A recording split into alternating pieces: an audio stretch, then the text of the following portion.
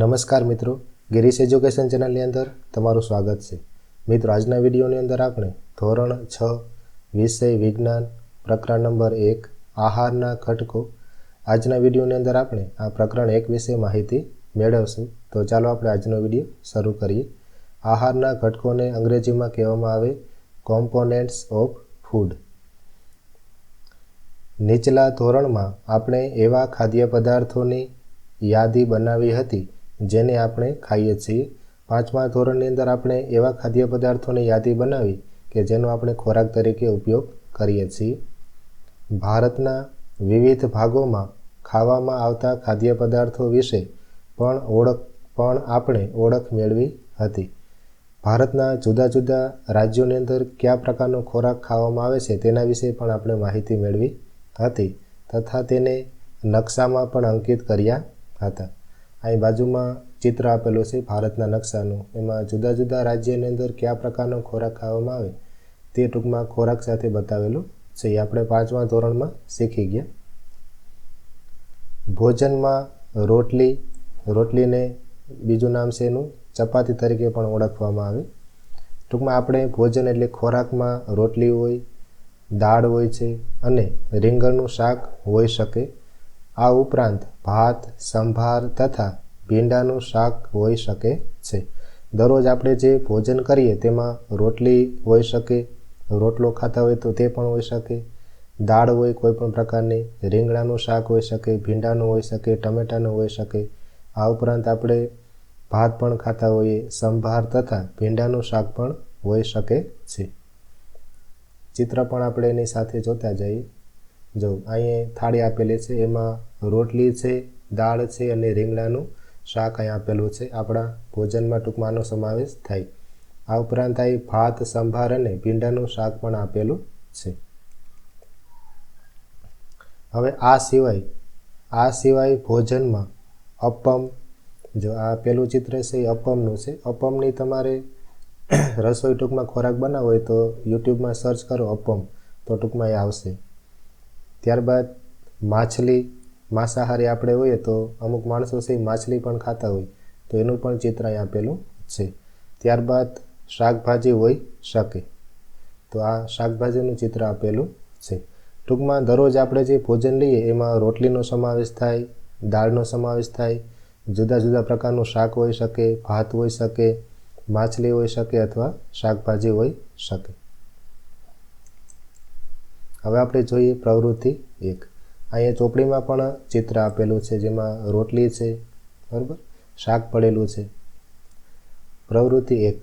સામાન્ય રીતે આપણા આહારમાં અનાજની બનેલી ઓછામાં ઓછી એક વાનગી તો હોય જ છે.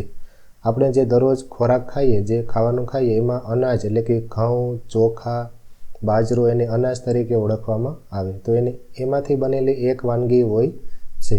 ઘઉંની વાનગી, ઘઉંમાંથી આપણે રોટલી બનાવી શકીએ, બાજરામાંથી રોટલો બનાવી શકીએ, એ રીતે ચોખામાંથી આપણે ભાત બનાવી શકીએ. તો અનાજની કોઈ એક વાનગી તો આપણા ખોરાકમાં દરરોજ હોય છે. બીજી વાનગી તરીકે દાળ અથવા માંસની કોઈ વાનગી. હવે બીજી વાનગી આપણે તેની સાથે રોટલી સાથે શું ખાઈએ તો કે દાળ કોઈ પ્રકારની બનાવીએ આપણે, ચણાની દાળ હોય, અડદની દાળ, મગની દાળ, અથવા જો માંસ ખાતા હોય તો માંસની કોઈ વાનગી હોય, ચિકન હોઈ શકે, ઈંડા હોઈ શકે તથા શાકભાજી હોઈ શકે. એટલે કે જુદા પ્રકારનું ટમેટાનું, રીંગણાનું ટૂંકમાં શાક હોઈ શકે. તેની સાથે આપણે શું લઈએ તો કે તેમાં આપણે તેમાં દહીં, છાશ તથા અથાણા જેવી વાનગીઓનો પણ સામેલ થઈ શકે. તેની સાથે ખોરાકમાં આપણે દહીં લઈ શકીએ, છાશ લઈ શકીએ, અથાણા જેવી વાનગીનો સમાવેશ થાય. તો તેના આપણે ચિત્ર જોઈ લઈએ. જો અહીં દાળનું ચિત્ર આપેલું છે. ભોજનની અંદર માંસ ખાતા હોય તો માંસનું ચિત્ર પણ આપેલું છે. જુદા જુદા પ્રકારની શાકભાજીનું પણ ચિત્ર આપેલું છે. ચિત્ર તમે જોવો તો વધારે ટૂંકમાં પાઠ આપણે યોગ્ય રીતે સમજાય. ત્યારબાદ ભોજનની અંદર આપણે દહીંનો પણ સમાવેશ થાય, છાશ પણ આપણે પીએ અને તેની સાથે આપણે અથાણું પણ ટૂંકમાં ખાઈએ. હવે વિવિધ પ્રદેશોના આહારના કેટલાક ઉદાહરણો કોષ્ટક 1.1માં આપવામાં આવ્યા છે. અહીં કોષ્ટક 1.1 આપેલું છે. એમાં પંજાબ અને આંધ્રપ્રદેશ રાજ્યની અંદર જે ખોરાક ખાવામાં આવે તેની ટૂંકમાં માહિતી આપેલી છે અને ગુજરાતની માહિતી આપણે ભરશું. ખોરાકને પસંદ કરી કોષ્ટક 1.1માં ઉમેરો. તો હવે આપણે એ કોષ્ટક છે એ આપણે પૂરું કરી લઈએ. પહેલાં જોઈએ તો કે પંજાબ રાજ્યની અંદર અનાજની કઈ વસ્તુ લેવામાં આવે? તો કે મકાઈનો રોટલો. આપણે આપણા પાઠ્યપુસ્તકમાં જોઈ લઈએ. પંજાબ રાજ્યની અંદર અનાજની વાનગી તરીકે એ લોકો મકાઈના રોટલાનો ઉપયોગ કરે. અહીં ચિત્રમાં પણ તમે પંજાબની થાળી આપેલી છે એમાં જોઈ શકો છો આ મકાઈનો રોટલો છે. ત્યારબાદ દાળ અથવા માંસની કઈ વાનગી? તો કે રાજમાનો ઉપયોગ કરે અથવા વાલના બીજનો ઉપયોગ કરે ખોરાક માટે. અને શાકભાજીમાં તો કે સરસવનું શાક બનાવે છે, સરસવની ભાજીનું શાક એનો ખોરાક તરીકે ઉપયોગ કરે પંજાબના માણસો. અને અન્ય વસ્તુની અંદર દહીં અને ઘીનો ઉપયોગ કરે. ત્યારબાદ બીજા નંબરે આવે છે આંધ્રપ્રદેશ રાજ્ય. તો એમાં અનાજની વાનગી તરીકે એ લોકો ચોખાનો એટલે કે ભાતનો ઉપયોગ કરે છે. દાળ અને માંસની વાનગીમાં તુવેર દાળનો ઉપયોગ કરે અને રસમ ચારુનો ઉપયોગ કરે છે. અને શાકભાજીની અંદર કંદૂર એને ટિંડોળા તરીકે ઓળખવામાં આવે તેનો ઉપયોગ કરે. અને અન્ય વસ્તુની અંદર છાશ, ઘી અથવા અથાણાનો ઉપયોગ કરે છે. હવે આવે છે ગુજરાત. એનું આપણે અહીં ટૂંકમાં ભરશું. અહીં ફોટામાં તમે જોઈ શકો રાજ્ય ગુજરાત. તો અનાજની વસ્તુ આપણે દરરોજમાં શું લઈએ ખાવામાં? તો કે ઘઉંની રોટલી લઈએ. અહીં ચપાટી લખેલું છે પણ ત્યાં ચપાતી આવે. ઘઉંની રોટલી, ખીચડીનો ઉપયોગ કરીએ, ભાતનો ઉપયોગ કરીએ. અને રોટલો નથી તો તમે રોટલો પણ લખી શકો. તો અનાજની કોઈ પણ આપણે એક વસ્તુ હોય. પછી દાળ માંસની વસ્તુમાં મગ દાળ હોય, અડદની દાળ હોય, ચણાની દાળ હોય એ પણ આપણે ટૂંકમાં ખોરાક તરીકે ઉપયોગ કરીએ. ત્યારબાદ શાકભાજીની અંદર બટેટાનું શાક હોય, ટમેટાનું શાક હોય, રીંગણા, ભીંડા, ગુવાર ઘણું બધું ટૂંકમાં આપણે ખોરાકમાં ઉપયોગ કરીએ. અન્ય વસ્તુની અંદર આપણે તેલનો ઉપયોગ કરીએ, દહીંનો ઉપયોગ કરીએ, ઘીનો ઉપયોગ કરીએ, છાશ પીએ, અથાણા ખાઈએ. તો એ પણ તમે અહીં લખી શકો. તો ગુજરાતની થાળી એટલે કે આપણી થાળી ટૂંકમાં અહીં બતાવેલી છે કે આ વસ્તુનો આપણે ભોજનમાં ઉપયોગ કરીએ છીએ. હવે આપણે જોઈએ આગળનું. હવે ક્યારેક આપણા ભોજનમાં ખરેખર બધા પ્રકારની વાનગી હોતી નથી. આપણે જે ખોરાક આખી થાળી જોઈ તો આપણા ભોજનની અંદર આ બધા પ્રકારની વાનગી એકસાથે હોતી નથી.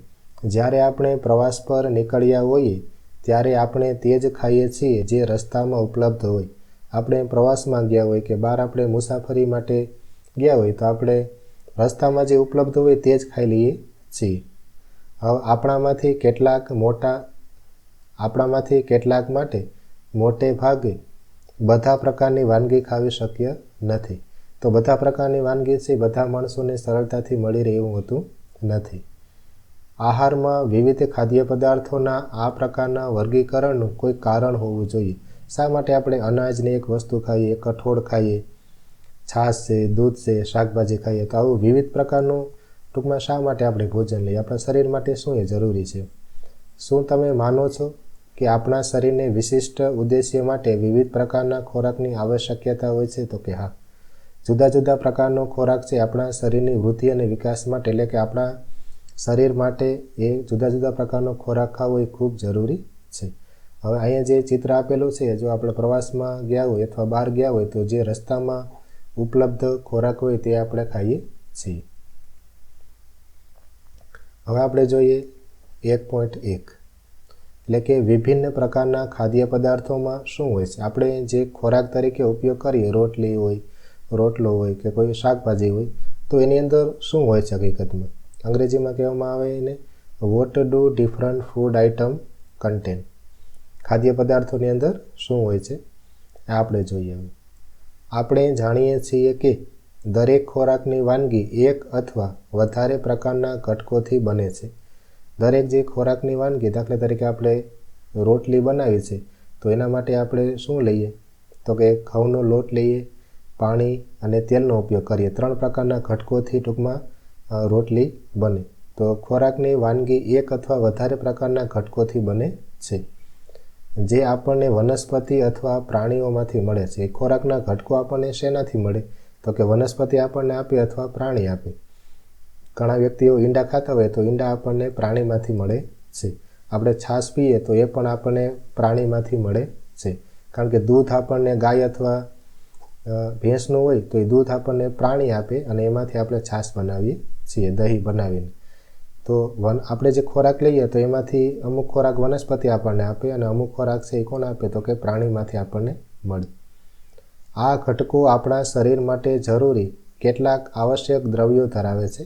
આપણે જે ખોરાક ખાઈએ એ ખોરાકની અંદર શરીર માટે જરૂરી કેટલાક આવશ્યક ઘટકો હોય છે. હવે આ ઘટકોને, આ દ્રવ્યોને પોષક દ્રવ્યો અથવા પોષક તત્વો કહે છે. તો આ પોષક તત્વોની વ્યાખ્યા છે ચિત્રમાં પણ આપણે જોઈ શકો. માનવ શરીર અહીં આપેલું છે અને આ વ્યાખ્યા યાદ રાખવાનો આપણે પ્રયત્ન કરશું કે આપણા આહારમાં એટલે કે આપણા ખોરાકમાં શરીર માટે જરૂરી કેટલાક આવશ્યક ઘટકો હોય છે જેને પોષક દ્રવ્યો અથવા પોષક તત્વો કહે છે. આપણા આહારમાં એટલે કે આપણા ખોરાકમાં આપણા શરીર માટે જરૂરી કેટલાક આવશ્યક ઘટકો હોય છે જેને પોષક દ્રવ્યો કહેવામાં આવે. આ વ્યાખ્યા છે, તમે યાદ રાખજો.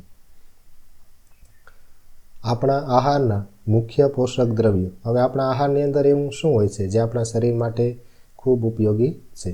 તો કે આહારના મુખ્ય પોષક દ્રવ્યો કુલ 5 છે. એમાં પહેલા નંબરે આવે છે કાર્બોદિત, બીજા નંબરે છે પ્રોટીન, ત્યારબાદ ચરબી, ત્યારબાદ વિટામિન અને ખનિજ ક્ષારો. આ આહારના મુખ્ય 5 પોષક દ્રવ્યો અથવા પોષક તત્વો છે. કાર્બોદિત, પ્રોટીન, ચરબી, વિટામિન અને ખનિજ ક્ષાર. આ ઉપરાંત આહારમાં પાચક રેસા, છઠ્ઠા નંબરે છે પાચક રેસા અને પાણી પણ સામેલ છે જેની આપણા શરીરને આવશ્યકતા છે. આપણા શરીરના વૃદ્ધિ અને વિકાસ માટે આ 7 તત્વો ખૂબ જરૂરી છે અને એ આપણને ટૂંકમાં આપણા ખોરાકમાંથી મળે છે.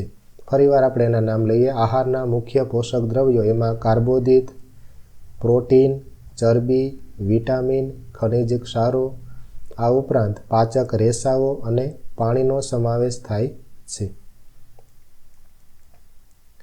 ચિત્ર પણ અહીં મનુષ્યનું શરીર આપેલું છે, તેમાં પણ નીચે ટૂંકમાં તે લખેલું છે. આગળ આપણે જોઈએ. હવે શું બધા ખાદ્ય પદાર્થો આ બધા પોષક દ્રવ્યો ધરાવે છે? એટલે કે જેનો આપણે ખોરાકમાં ઉપયોગ કરીએ, ખાદ્ય પદાર્થો એટલે કે રોટલી છે, રોટલો છે, તો એની અંદર ટૂંકમાં આ બધી વસ્તુઓ સાથે વસ્તુ આવી જાય? તો કે ના, બધા પોષક દ્રવ્યો આવતા નથી. 1-2 પોષક દ્રવ્યો ટૂંકમાં એની અંદર જોવા મળે. હવે કેટલીક સરળ પદ્ધતિ દ્વારા આપણે તે ચકાસી શકીએ છીએ. હવે આપણે ટૂંકમાં એક ખોરાક આપણે દાખલા તરીકે બટેટા લીધા તો બટેટાની અંદર આ 7 વસ્તુમાંથી કઈ વસ્તુ રહેલી છે એ આપણે ટૂંકમાં ચકાસી શકીએ. હવે રાંધેલા ખોરાકમાં કે કાચી સામગ્રીમાં 1 અથવા વધારે પોષક દ્રવ્યો હાજર હોય છે. તો રાંધેલી સામગ્રી હોય કે કાચી હોય એમાં 1 અથવા 1થી વધારે પોષક દ્રવ્યો એટલે ઉપરના જે આપણે 7 જોયા તે 1 અથવા 1 કરતાં વધારે એમાં હાજર હોય. હવે કાર્બોદિત, પ્રોટીન તથા ચરબીના પરીક્ષણ એટલે કે કસોટી અન્ય પોષક દ્રવ્યોના પરીક્ષણની સરખામણીમાં સરળ છે. જો આપણે કોઈ ખોરાકની અંદર કાર્બોદિત રહેલું છે, પ્રોટીન કે ચરબી, એનું પરીક્ષણ કરવું એ બીજા પોષક દ્રવ્યોના પરીક્ષણની સરખામણીમાં સરળ છે. તો આપણે આ પાઠની અંદર 3 પોષક દ્રવ્યોનું પરીક્ષણ કરશું. ખોરાકની અંદર એ છે કે નહીં, કાર્બોદિતનું, પ્રોટીનનું અને ચરબીનું, એ આપણે આગળ હમણાં જોશું. તો ચાલો આપણે આ પરીક્ષણો કરીને આપણા બધા અવલોકનોને કોષ્ટક 1.2માં નોંધીએ. હવે આપણે પરીક્ષણો કરશું કે ખોરાકની અંદર કાર્બોદિત છે, પ્રોટીન છે કે ચરબી આવેલી છે, અને એ પરીક્ષણો આપણે અહીંયા ટૂંકમાં કોષ્ટક 1.2 આપેલું છે, તમે જોઈ શકો છો. એની અંદર આપણે ટૂંકમાં એમાં હા, ના એવું હા ટૂંકમાં લખશું. તો હવે આપણે પરીક્ષણો કરશું. હવે આ પરીક્ષણ કરવા માટે આપણે અમુક વસ્તુની જરૂર પડશે. તો કઈ વસ્તુ આપણે જોઈએ. હવે આ પરીક્ષણો કરવા માટે તમને આયોડિન એટલે મીઠું, કોપર સલ્ફેટ તથા કોસ્ટિક સોડાના દ્રાવણોની જરૂર પડશે. આપણે 3 દ્રાવણની જરૂર પડશે. આકૃતિમાં પણ તમે જોઈ શકો, આયોડિનનું દ્રાવણ આપેલું છે, આની આપણને જરૂર પડશે. કોપર સલ્ફેટનું દ્રાવણની જરૂર પડશે અને કોસ્ટિક સોડાના દ્રાવણની પણ જરૂર પડશે. ત્યારબાદ એક ટેસ્ટ ટ્યુબ એટલે કે કસનળીની જરૂર પડશે અને એક ડ્રોપરની, આ દ્રાવણને નાખવા માટે ડ્રોપરની પણ જરૂર પડશે. આ 5 વસ્તુની જરૂર આપણા પરીક્ષણ માટે પડશે. તમને કેટલીક ટેસ્ટ ટ્યુબ, કસનળી તથા ડ્રોપરની પણ જરૂર પડશે. હવે આ પરીક્ષણ રાંધેલા ખોરાક તથા કાચી સામગ્રી પર કરો. ખોરાક રાંધેલો હોય અથવા કાચો હોય તો તેની ઉપર આપણે આ પરીક્ષણ કરી શકીએ. કોષ્ટક 1.2માં આ પરીક્ષણોથી મળેલ અવલોકનોને નોંધવાની રીત દર્શાવેલ છે. આપણે કોષ્ટક 1.2 હમણાં જોઈએ, એમાં આપણે એની નોંધ કરશું. આ કોષ્ટકમાં કેટલીક ખાદ્ય સામગ્રી દર્શાવવામાં આવેલી છે. ફરીવાર આપણે જોઈ લઈએ. જો આ ખાદ્ય સામગ્રી છે. કાચા બટાકા, એની ઉપર આપણે પ્રયોગ કરી શકીએ. દૂધ, મગફળી, રાંધ્યા વગરનો ચોખાનો લોટ, રાંધેલ ચોખા, સૂકું નાળિયેર. આમાંથી ટૂંકમાં આપણે કોઈ પણ એક વસ્તુ લઈ અને એની ઉપર આપણે પરીક્ષણ કરશું. તમારું પરીક્ષણ તે પૈકીની અથવા અન્ય ઉપલબ્ધ ખાદ્ય સામગ્રી પર કરી શકો છો. અહીં જે કોષ્ટકમાં આપેલી છે એ ખાદ્ય સામગ્રી આપણે લઈ શકીએ અથવા આપણી પાસે જે ઉપલબ્ધ હોય તેનો પણ આપણે ઉપયોગ કરી શકીએ. આ પરીક્ષણો સાવધાનીપૂર્વક કરો તથા કોઈ પણ રસાયણને ખાવાનો અથવા ચાખવાનો પ્રયાસ કરશો નહીં. આ જે 3 રસાયણો છે, આયોડિનનું દ્રાવણ, કોપર સલ્ફેટનું દ્રાવણ, કોસ્ટિક સોડાનું દ્રાવણ, એને આપણે ખાવાનો કે ચાખવાનો પ્રયાસ કરશું નહીં. જો જરૂરી દ્રાવણ તૈયાર સ્વરૂપે ન હોય તો તમારા શિક્ષક તેને અહીં બોક્સમાં દર્શાવ્યા મુજબ તૈયાર કરી શકે. જો આ દ્રાવણો આપણે બજારમાંથી, મેડિકલમાંથી ખરીદવા ન હોય તો આપણે નિશાળે અથવા ઘરે પણ તૈયાર કરી શકીએ. એ દ્રાવણને તૈયાર કરવા માટેની રીત અહીં આપેલી છે. જો આયોડિનનું દ્રાવણ કઈ રીતે બનાવી શકાય, તો કે પાણીથી અડધી ભરેલ ટેસ્ટ ટ્યુબમાં ટીચર એટલે કે શિક્ષક પહેલાં ટેસ્ટ ટ્યુબ લેવાની, આવી કસનળી, અને પાણીથી અડધી ભરવાની અને એમાં આયોડિનના થોડા ટીપા ઉમેરીને આયોડિનનું મંદ દ્રાવણ બનાવી શકાય છે. ત્યારબાદ કોપર સલ્ફેટનું દ્રાવણ કઈ રીતે બનાવી શકાય, તો કે 100 મિલીલીટર પાણી લેવાનું અને એ પાણીમાં 2 ગ્રામ કોપર સલ્ફેટને ઓગાળીને કોપર સલ્ફેટનું દ્રાવણ બનાવી શકાય છે. ત્યારબાદ કોસ્ટિક સોડાનું દ્રાવણ, તો એમાં 100 મિલીલીટર પાણી લેવાનું, એમાં 10 ગ્રામ કોસ્ટિક સોડા ઓગાળવાથી જરૂરી કોસ્ટિક સોડાનું દ્રાવણ બને છે. આ દ્રાવણો આપણે નિશાળે બનાવવું હોય તો એને રીત આપેલી છે. હવે આપણે આગળ જોઈએ. ચાલો વિવિધ ખાદ્ય પદાર્થોનું પરીક્ષણ કરીને જોઈએ કે તેમાં કાર્બોદિત હાજર છે કે નહીં. સૌપ્રથમ આપણે કાર્બોદિતનું પરીક્ષણ કરશું કે ખોરાકની અંદર કાર્બોદિત છે કે નહીં. હવે કાર્બોદિત ઘણા પ્રકારના હોય છે. કાર્બોદિતના ઘણા પ્રકાર છે. આપણા ભોજનમાં જોવા મળતા કાર્બોદિત પદાર્થો સ્ટાર્ચ તથા શર્કરાના સ્વરૂપમાં હોય છે. અહીં કાર્બોદિતના 2 પ્રકાર આપવામાં આવ્યા છે. પહેલો પ્રકાર છે સ્ટાર્ચ. આ નામ યાદ રાખવાનો પ્રયત્ન કરજો. કાર્બોદિતના 2 પ્રકાર, સ્ટાર્ચ અને શર્કરા. હવે જો કોઈ ખાદ્ય પદાર્થમાં સ્ટાર્ચ હોય તો આપણે તેનું સરળતાથી પરીક્ષણ કરી શકીએ છીએ. કોઈ ખાદ્ય પદાર્થની અંદર સ્ટાર્ચ હાજર છે તો આપણે તેનું સરળતાથી પરીક્ષણ કરી શકીએ. તો એના માટે આપણે કરશું પ્રવૃત્તિ નંબર 2. એમાં સૌપ્રથમ આવશે સ્ટાર્ચ માટેનું પરીક્ષણ, એટલે કે કાર્બોદિતનો એક પ્રકાર છે, એટલે કાર્બોદિત માટેનું પરીક્ષણ તમે કહો તો પણ ટૂંકમાં ચાલે. હવે એના માટે ચોપડીમાં જે પરીક્ષણ કરે છે આ બંને બાળકો, જો છોકરો ને છોકરી, એને બટેટા લીધા છે. બટેટાની અંદર એ કાચી એને ટૂંકમાં કાપી અને પરીક્ષણ કરે છે કાચી સામગ્રી ઉપર. અને આપણે જે ફોટામાં ટૂંકમાં જે પરીક્ષણ કરે છે સ્ટાર્ચનું, એમાં ચોખા લીધેલા છે. ચોખાને રાંધેલા છે એટલે કે ભાત બનાવેલો છે. તો આપણે જોઈએ. હવે ખાદ્ય પદાર્થ અથવા કાચી સામગ્રીની થોડી માત્રા લો.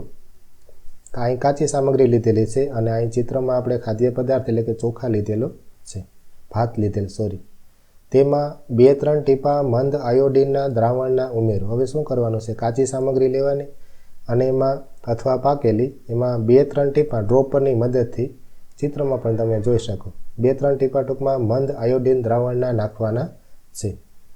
ખાદ્ય સામગ્રીના રંગમાં કોઈ ફેરફાર થયો છે કે કેમ તેનું અવલોકન કરો. જો અહીંયા રંગ છે ટૂંકમાં તમને દેખાય છે, આ બદલેલો રંગ અહીં, બરાબર. કોઈ કલરમાં ફેરફાર થયો છે તો કે હા.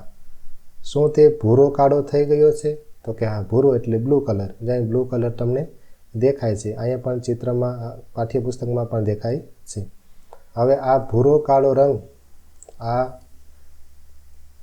ભૂરો કાળો રંગ સૂચવે છે કે તેમાં સ્ટાર્ચ રહેલો છે. આ જે ભૂરો કાળો રંગ ટૂંકમાં બતાવે છે એ સ્ટાર્ચની હાજરી બતાવે છે. ફરીવાર આપણે જોઈ લઈએ. કોઈ ખાદ્ય પદાર્થ અથવા કાચી સામગ્રી લેવાની.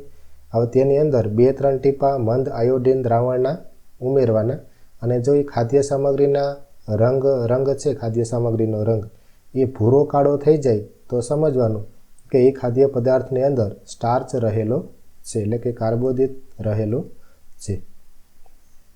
તો ભૂરો કાળો રંગ યાદ રાખજો, એ સ્ટાર્ચ માટેનું, એ ખાદ્ય પદાર્થની અંદર સ્ટાર્ચ રહેલો છે તેવું બતાવે છે. તો હવે આપણે અહીંયા ઉમેરી લઈએ આ કોષ્ટકની અંદર કયા કયા ખાદ્ય પદાર્થની અંદર સ્ટાર્ચ રહેલ છે તે આપણે હા કરી લઈએ. તમે પણ ચોપડી હોય તો તમે એમાં લખી શકો છો. જો કાચા બટાકાની અંદર અહીં ચોપડીમાં જ આપેલો છે પ્રયોગ, એટલે એની અંદર સ્ટાર્ચ રહેલ છે. ત્યારબાદ દૂધની અંદર સ્ટાર્ચ હોતો નથી. મગફળીની અંદર પણ સ્ટાર્ચ હોય નહીં. રાંધ્યા વગરનો ચોખાનો લોટ, તો એની અંદર સ્ટાર્ચ હોય છે.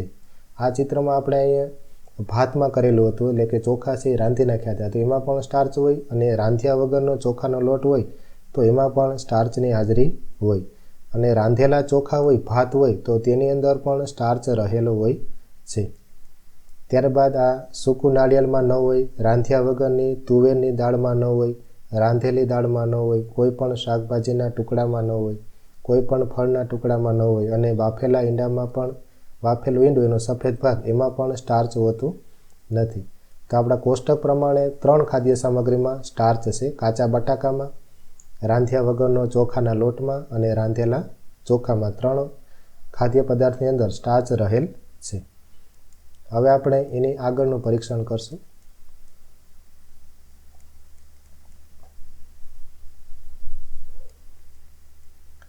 ત્યારબાદ આપણું પરીક્ષણ આવશે પ્રોટીન માટેનું પરીક્ષણ. તો આપણે એ જોઈએ, પ્રોટીન માટેનું પરીક્ષણ. હવે આ પરીક્ષણ આપણે કઈ રીતે કરશું જોઈએ. હવે પરીક્ષણ માટે ખાદ્ય સામગ્રીની થોડીક માત્રા લો. ખાદ્ય સામગ્રી કાચી અથવા પાકેલી તમે લઈ શકો છો. જો અહીં ચિત્રમાં જોઈ લો કે અહીં મગ છે, ટૂંકમાં એ વાટેલા મગ આપેલા છે. આપણે ચિત્રની અંદર જ ટૂંકમાં જોતા જઈએ. જો પરીક્ષણ માટે ખાદ્ય સામગ્રીની થોડીક માત્રા લો. જો ઘન હોય તો તેની પેસ્ટ અથવા પાવડર બનાવવાની જરૂરિયાત પડે છે. જો ખાદ્ય સામગ્રી ઘન સ્વરૂપે હોય, મોટે ભાગે જે કઠોળ વર્ગની વનસ્પતિ છે, એટલે કે મગ, ચણા, તુવેર દાળ, એ બધા કઠોળ વર્ગના છે, એની અંદર પ્રોટીન રહેલું હોય. જો ખાદ્ય સામગ્રી ઘન હોય, કઠણ હોય, તો આપણે એને ટૂંકમાં ભૂકો કરી નાખવાનો, પાવડર બનાવવાનો. ત્યારબાદ શું કરવાનું જોઈએ, ખાદ્ય પદાર્થની થોડી માત્રાને વાટીને તેનો એક પાવડર તૈયાર કરવાનો અને સાફ ટેસ્ટ ટ્યુબમાં લ્યો.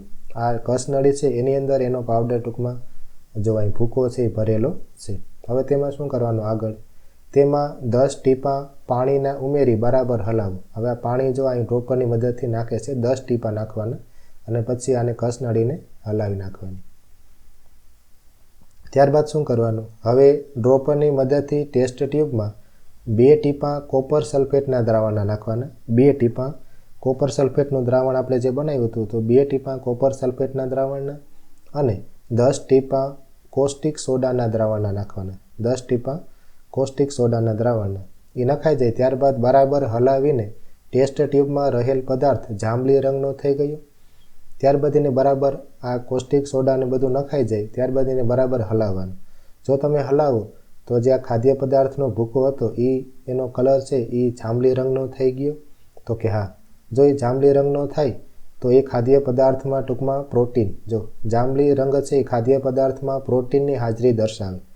આ રંગ ટૂંકમાં બદલી ગયો છે ખાદ્ય પદાર્થનો, તો એ જાંબલી રંગ બનેલો દેખાવે કે આ ખાદ્ય પદાર્થની અંદર પ્રોટીન રહેલું છે.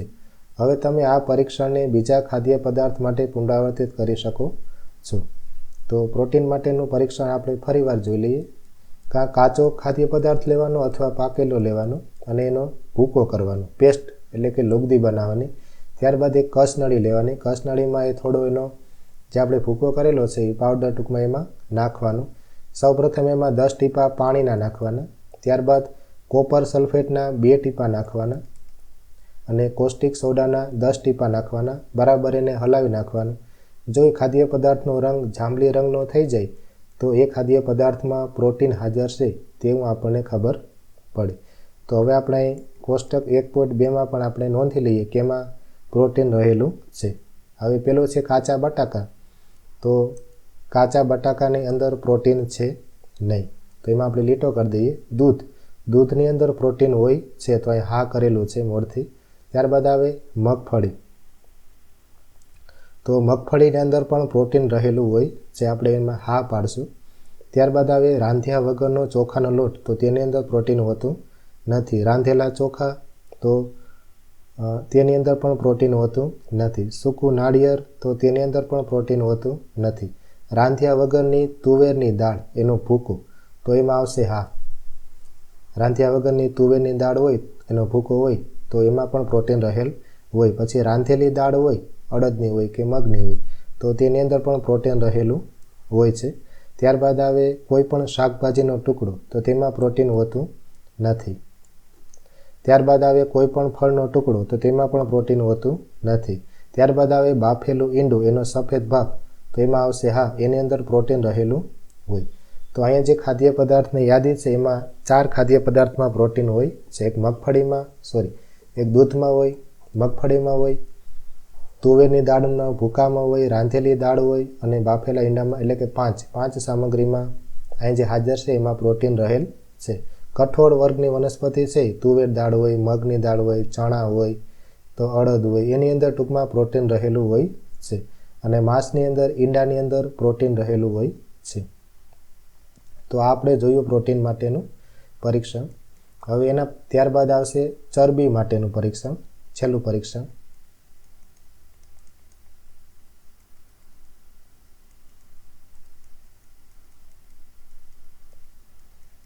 હવે આપણે આગળ જોઈએ ચરબી માટેનું પરીક્ષણ. જો હવે ખાદ્ય સામગ્રીની થોડીક માત્રા લો. ખાદ્ય સામગ્રી ટૂંકમાં થોડીક માત્રા લેવાની. હવે અહીં ચિત્રમાં જ આપણે જોતા જઈએ. જો અહીંયા ટૂંકમાં ખાદ્ય સામગ્રીમાં તમે પ્રોટીન, ચરબી છે એ તેલીય પદાર્થોમાં વધારે જોવા મળે. એટલે કે તમે મગફળી છે તો એના મગફળીના બિયા પણ લઈ શકો. અને અહીંયા બદામ લીધેલી છે, કાચી બદામ છે ખાવા માટેની. જો ખાદ્ય સામગ્રીની અલ્પ માત્રા લો. આ છોકરાએ બદામ અહીં લીધેલી છે, બદામના ટુકડા છે. તેને એક કાગળમાં વીંટીને છૂંદી નાખો. કાગળમાં લેવાના, તમે આપણે મગફળીના બી લેતા હોય, માંડવી લેતા હોય, તો એને કાગળમાં લેવાનો, પછી એને છૂંદી નાખવાનું. ધ્યાન રાખો કે કાગળ ફાટી ન જાય. કાગળ ફાટે નહીં એનું ટૂંકમાં આપણે ધ્યાન રાખવાનું. હવે કાગળને ખોલીને સીધો કરો અને ધ્યાનપૂર્વક જુઓ. ત્યારબાદ કાગળને આપણે ખોલવાનો છે. જો આ છોકરો છે એ હજી ટૂંકમાં એને પેસ્ટ બનાવે છે, વાટે છે. જો આ વટાઈ ગયો છે ભાગ, કાગળની ઉપર ટૂંકમાં કાજુ છે તે, કાગળ ફાટી ન જાય તેને. હવે કાગળને ખોલીને સીધો કરો અને ધ્યાનપૂર્વક જુઓ. હવે અહીં તમે જોઈ શકો ચિત્રમાં કે એમાં ટૂંકમાં ડાઘા થઈ ગયા છે કાગળની અંદર. જો તેલી ડાઘા પડેલા છે કાગળની અંદર, તમે જ્યારે એને છૂંદો કરશો ત્યારે. હવે શું તેના પર તેલી ડાઘા છે? તો કે હા છે. હવે કાગળને પ્રકાશ સામે લાવો. શું તમને ધબ્બામાંથી પસાર થઈને આવતો ધૂંધળો પ્રકાશ દેખાય છે? હવે આ જે ધબ્બો બન્યો છે, બરાબર, તેલી ડાઘ બન્યો છે તેલનો, તો એમાં આપણે પ્રકાશની સામે લઈ આવવાનો. તો એનાથી જે બહાર પ્રકાશ નીકળશે એ આપણને ધૂંધળો દેખાશે. જો ધૂંધળો પ્રકાશ. શું તેના પર તેલી ડાઘા છે? તો કે હા. પછી ધૂંધળો પ્રકાશ દેખાય? તો કે હા. હવે કાગળ પર તેલના ડાઘા જે પડ્યા છે, લિપિડ, એ ચરબીની હાજરી સૂચવે છે. કાગળ ઉપર જે આ તેલનો ધાગો છે એ આ કાજુની અંદર ટૂંકમાં તેલ રહેલું છે, એટલે કે ચરબી રહેલું છે એ બતાવે છે. તો બધા જે તેલી પદાર્થો છે એ બધાની અંદર ટૂંકમાં ચરબી રહેલી હોય છે. તો હવે આપણે જો અહીં તેલી પદાર્થો અહીં આપેલા છે. જો સૂર્યમુખીનું તેલ, સરસવનું તેલ, નાળિયેરનું તેલ, સોયાબીનનું તેલ, બદામ છે, આપણે હમણાં પ્રયોગમાં બદામ લીધી હતી, તલ છે. તો આ બધાની અંદર ટૂંકમાં કાર્બોદિત રહેલું છે. કાર્બોદિત નહીં પણ ચરબી રહેલી છે. તો હવે આપણે એના કોષ્ટકમાં પણ નોંધી લઈએ.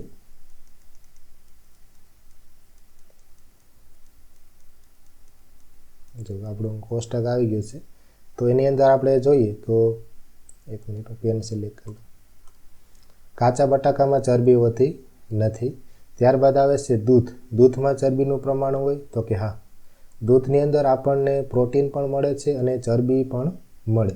ત્યારબાદ આવે મગફળી, તો એમાં હા પાડેલી છે, કારણ કે મગફળી તેલીબિયામાં આવે, જેમાંથી તેલ નીકળતું હોય એને તેલીબિયા કહેવામાં આવે. તો એની અંદર ચરબી હોય. તો દૂધમાં ચરબી હોય તો કે હા. મગફળીમાં પણ હોય, માંડવીમાં હોય, હા. રાંધ્યા વગરના ચોખાના લોટમાં હોય તો કે ના, એમાં ન હોય. ત્યારબાદ ભાતમાં હોય તો કે રાંધેલા ચોખા એટલે ભાત, તો કે એમાં પણ ન હોય. સૂકું નાળિયેર, તો સૂકું નાળિયેર જે હોય કોપરું, બરાબર, તો એ કોપરાની અંદર ટૂંકમાં ચરબી હાજર હોય છે, કારણ કે એનું પણ તેલ નીકળે ને આપણે એ માથામાં નાખીએ છીએ. ત્યારબાદ આવે છે તુવેરની દાળ, તો એમાં પણ હોય નહીં. રાંધેલી દાળ, એમાં પણ ચરબી હોય નહીં. શાકભાજીના ટુકડામાં પણ ચરબી હોતી નથી. ફળના ટુકડામાં પણ ચરબી હોય નહીં. બાફેલું ઈંડું, તો એની અંદર આવશે હા. બાફેલા ઈંડાની અંદર ચરબીનો ભાગ હોય છે. તો આ 1, 2, 3, 4 વસ્તુની અંદર ચરબી હોય છે. આગળનો પાઠ છે મિત્રો આપણે બીજા વિડીયોના ભાગની અંદર શીખશું. જો આ વિડીયો તમને ઉપયોગી થયો હોય તો આ વિડીયોને લાઇક કરજો, શેર કરજો, અમારા ચેનલને સબસ્ક્રાઈબ કરજો. જય હિન્દ, વંદે માતરમ, જય જય ગરવી ગુજરાત.